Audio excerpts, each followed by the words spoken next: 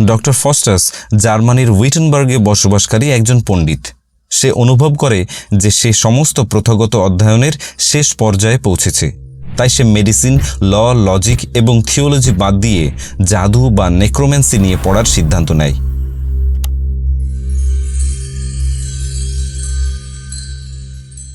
তাই তার ভৃত্য ওয়াগনার তার কাছে ভ্যালডেস এবং কর্নেলিয়াসকে নিয়ে আসে, যারা তাকে জাদুমন্ত্র কিভাবে করতে হয় তা শেখাতে পারবে। এখানে দুই এঞ্জেল, ব্যাড অ্যাঞ্জেল এবং গুড অ্যাঞ্জেল উপস্থিত হয়। গুড অ্যাঞ্জেল ফস্টাসকে অপবিত্র জাদু অনুসরণ না করার জন্য বোঝানোর চেষ্টা করে, কিন্তু ইভিল অ্যাঞ্জেল তাকে জাদুবিদ্যায় উদ্বুদ্ধ করতে উৎসাহিত হয়। ভ্যালডেস এবং কর্নেলিয়াস ফস্টাসকে জাদু শেখার বই দেয়। ফস্টাস মন্ত্র বলে আত্মাদের ডাকতে শুরু করে। দুই পণ্ডিত, যারা ফস্টাসের পাণ্ডিত্যের জন্য ফস্টাসকে জানেন, অবাক হয়ে যান যে তিনি কি করছেন এবং ওয়াগনারের কাছে ছুটে গিয়ে তাকে জিজ্ঞাসা করে। ওয়াগনার তাদের বলেন যে ফস্টাস ভ্যালডেস এবং কর্নেলিয়াসের সাথে আছেন এবং এটা জানতে পেরে দুই পণ্ডিত ফস্টাসের জাদুতে আগ্রহের জন্য দুঃখ প্রকাশ করে। যখন ফস্টাস একা তার পড়ার ঘরে জাদু নিয়ে এক্সপেরিমেন্ট করছিলেন, তখন মেফিস্টোফেলিস নামে একটি শয়তানের আবির্ভাব হয়। ফস্টাস তাকে ভদ্রভাবে আসতে বলে, কারণ সে দেখতে একেবারে কদাচিৎ ছিল। ফস্টাস মেফিস্টোফেলিসকে তার বিডিং করার আদেশ দেয়, কিন্তু মেফিস্টোফেলিস তাকে জানায় যে সে এমন কিছু করতে পারে না যা লুসিফারের দ্বারা আদেশ করা হয়নি।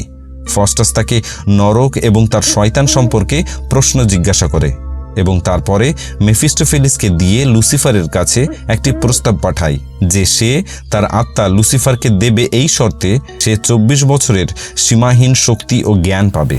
মেফিস্টোফেলিস লুসিফারের কাছে যায় এবং ফস্টাস মনে করে যে সে একটি ভালো চুক্তি করেছে। এদিকে ওয়াগনার একটি ক্লাউন খুঁজে পায় এবং তাকে তার দাস হতে রাজি করায়। বিনিময়ে তাকে কিছু জাদু শেখানোর প্রতিশ্রুতি দেয়। তার পড়ার ঘরে ফস্টাস লুসিফারের সাথে যে চুক্তির প্রস্তাব করেছে তা নিয়ে দ্বিধান্বিত হতে শুরু করে। যখন ফস্টাস অনুতপ্ত হন এবং ঈশ্বরের দিকে ফিরে যাওয়ার বিষয়ে বিতর্ক করছেন, তখন দুই দেবদূত, গুড অ্যাঞ্জেল এবং ব্যাড অ্যাঞ্জেল আবার উপস্থিত হন। ফস্টাসকে তাদের নিজ নিজ দিক থেকে বোঝানোর চেষ্টা করেন, কিন্তু ফস্টাস তার আত্মা লুসিফারকে দেওয়ার সংকল্প করেন। মেফিস্টোফেলিস ফিরে আসে এবং লুসিফারের সাথে তার চুক্তিতে আনুষ্ঠানিকভাবে সম্মত হওয়ার আগে ফস্টাস তাকে নরক সম্পর্কে প্রশ্ন করে। মেফিস্টোফেলিস দাবি করে যে ফস্টাসকে ফস্টাসের নিজের রক্তে লেখা দলিলের সাথে চুক্তি করতে হবে। ফস্টাস চুক্তিতে স্বাক্ষর করার চেষ্টা করলে তার রক্ত জমাট বেঁধে যায়, যেন স্বাক্ষর করতে অস্বীকার করে। মেফিস্টোফেলিস জমাট রক্ত গলানোর জন্য কিছু গরম কয়লা নিয়ে আসে এবং ফস্টাস চুক্তিতে স্বাক্ষর করে। যেই না চুক্তি স্বাক্ষরিত হয়, তার বাহুতে হোমোফিউগে, ল্যাটিন শব্দ যার অর্থ হচ্ছে ও ম্যান ফ্লাই, প্রদর্শিত হয়ে যায়। ফস্টাস তৎক্ষণাৎ চুক্তির জন্য অনুতপ্ত হন, কিন্তু যখন মেফিস্টোফেলিস তার কাছে বিভিন্ন ধনসম্পদ নিয়ে আসা শয়তানদের একটি দলকে ডেকে পাঠায়, তখন সে সব ভুলে যায়। ফস্টাস তখন মেফিস্টোফেলিসকে নরক সম্পর্কে আরও প্রশ্ন করে। তিনি মেফিস্টোফেলিসকে স্ত্রীর জন্য জিজ্ঞাসা করেন, কিন্তু মেফিস্টোফেলিস বিবাহের সাথে সম্পর্কিত কিছু করতে পারবে না বলে জানিয়ে দেয়, কারণ এটি একটি পবিত্র অনুষ্ঠান। তাই সে এর পরিবর্তে একজন শয়তান মহিলাকে ডেকে পাঠায়। মেফিস্টোফেলিস জ্যোতির্বিদ্যা ও নক্ষত্রের পাশাপাশি সমস্ত গাছপালা ও গাছের সমস্ত জ্ঞান সম্বলিত একটি বই ফস্টাসকে দেয়। ফস্টাস আবার তার আত্মা ছেড়ে দেওয়ার জন্য অনুশোচনা করতে শুরু করে এবং অনুতপ্ত হওয়ার কথা বিবেচনা করে। এই সময়ে অ্যাঞ্জেলরা আবার হাজির হয় এবং আবার ফস্টাসের কাছে তাদের কথা বলে। ফস্টাস আবার অনুশোচনা না করার সিদ্ধান্ত নেয়। মেফিস্টোফেলিস তাকে গ্রহের গতিবিধি এবং মহাবিশ্বের গঠন সম্পর্কে শেখায়। ফস্টাস জিজ্ঞাসা করেন কে পৃথিবী তৈরি করেছে, কিন্তু মেফিস্টোফেলিস উত্তর দিতে অস্বীকার করেন, কারণ তিনি ঈশ্বরের নাম বলতে চান না, যার ফলে ফস্টাস আবার অনুতপ্ত হতে চায় এবং ঈশ্বরের দিকে ফিরে যেতে চায়। অ্যাঞ্জেলরা আবার উপস্থিত হয় এবং ফস্টাস বলে যে সে অনুতপ্ত হতে চায়। এতে লুসিফার অন্যান্য শয়তানদের সাথে উপস্থিত হয়, ফস্টাসকে ঈশ্বর এবং খ্রিস্টের কথা বলতে নিষেধ করে।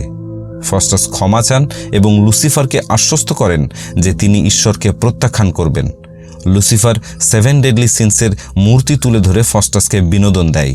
লুসিফার যাওয়ার আগে ফস্টাসকে শেখার জন্য আরেকটি বই দেয়। এদিকে রবিন নামের একজন ব্যক্তি ফস্টাসের জাদু বইগুলির একটি চুরি করে এবং তার বন্ধু র্যাফেকে বলে যে তারা কিছু জাদু মন্ত্র করার চেষ্টা করবে।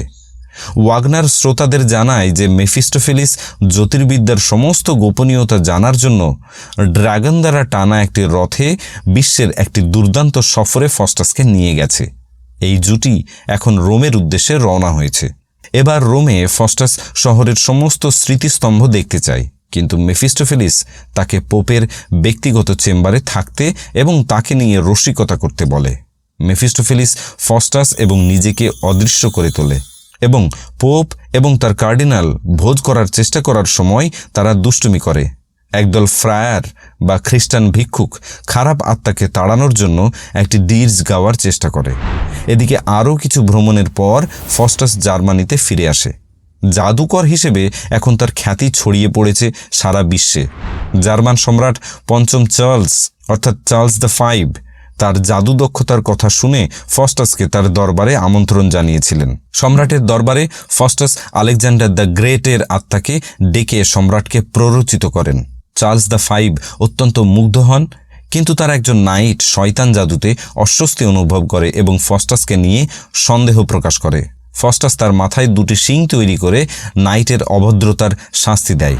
পরের দৃশ্যে ফস্টাস সম্রাটের সাথে দেখা করার পরে একজন ঘোড়াযাত্রী বা ঘোড়া ব্যবসায়ী দেখা পায়। ফস্টাস তার ঘোড়াটি তাকে বিক্রি করে দেয়। ফস্টাস তাকে বলেন ঘোড়ায় চড়ে জলে যেন না নামে। ফস্টাস তাকে প্রতারণার চেষ্টা করছে ভেবে ঘোড়ার যাত্রাকারী ঘোড়াটিকে একটি পুকুরে নিয়ে যায়। পুকুরের মাঝখানে ঘোড়াটি অদৃশ্য হয়ে যায় এবং ঘোড়াটি এক বান্ডেল খড়ে পরিণত হয়ে যায়। রাগান্বিত হয়ে সে ফস্টাসের কাছে আসে যখন সে ঘুমিয়েছিল। সে তাকে জাগানোর জন্য ফস্টাসের পায়ে ঝাঁকুনি দেয়, কিন্তু পা ফস্টাসের শরীর থেকে চলে আসে। সে ভয় পেয়ে দৌড়ে পালিয়ে যায়, কিন্তু ফস্টাসের পা অবিলম্বে জাদু দ্বারা প্রতিস্থাপিত হয়ে যায়। এরপর একজন সম্ভ্রান্ত ব্যক্তি ডিউক অফ ভ্যানহোল্টের দরবারে ফস্টাস তার জাদু দিয়ে ডিউক এবং ডাচেসকে বিনোদন দেয়। ডাচেস তাকে আঙুর দেখাতে বলে, কারণ এই সময়টি ছিল শীতের মাঝামাঝি আর এই সময়ে আঙুর পাওয়া যায় না। ডাচেসের আনন্দের জন্য ফস্টাস তাই করেন। ওয়াগনার এবার শ্রোতাদের উদ্দেশ্যে বলেন যে তিনি চিন্তিত ফস্টাস শীঘ্রই মারা যাবেন, কারণ তিনি তার সম্পত্তি ওয়াগনারকে দিয়েছেন। যাই হোক না কেন, ফস্টাস তার জাদু দিয়ে মানুষকে মুগ্ধ করে চলেছেন। একদল পণ্ডিত তাকে বিশ্বের সবচেয়ে সুন্দরী মহিলা গ্রিসের হেলেনের আত্মাকে ডাকতে বলেন, যা তিনি করেন। একজন বৃদ্ধ লোক উপস্থিত হন এবং ফস্টাসকে অনুতপ্ত হওয়ার জন্য অনুরোধ করেন। ফস্টাস কষ্ট পায় এবং বলে যে সে অনুতপ্ত হতে চায়। মেফিস্টোফেলিস তাকে বিশ্বাসঘাতক বলে এবং তার অবাধ্যতার জন্য টুকরো টুকরো করে তার মাংস ছিঁড়ে ফেলার হুমকি দেয়। ফস্টাস ক্ষমা চান এবং অনুতপ্ত না হওয়ার সংকল্প করেন।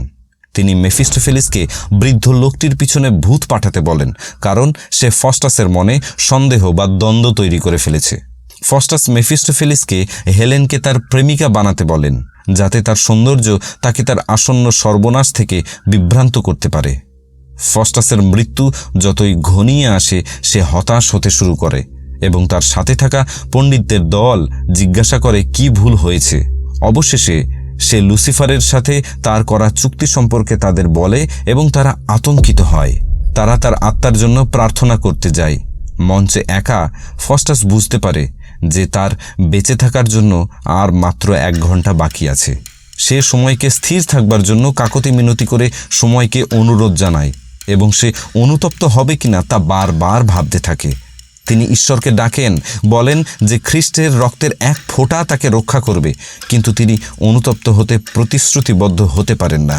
সে ঈশ্বরের কাছে 1000 বা 100,000 বছরের নরকের বিনিময়ে পরিত্রাণের জন্য ভিক্ষা চায়। ঘড়ির কাঁটায় 12টা বাজে। ফস্টাসের সময় এখন শেষ। শয়তান তাকে ঘিরে ধরলে সে চিৎকার করে বলে যে সে তার সব বই পুড়িয়ে ফেলতে চায়, কিন্তু শেষ পর্যন্ত তারা তাকে টেনে নিয়ে চলে যায়। কোরাস নাটকটির শেষে একটি এপিলগ প্রদান করে, যা নিশ্চিত করে যে ফস্টাস নরকে পতিত হয়েছে। শ্রোতাদেরকে ফস্টাসের উদাহরণ থেকে শিখতে বলে যে উপযুক্ত মানবজ্ঞানের সীমার বাইরে বেআইনি জিনিস বা আনলফুল থিংস শেখার চেষ্টা করা উচিত নয়।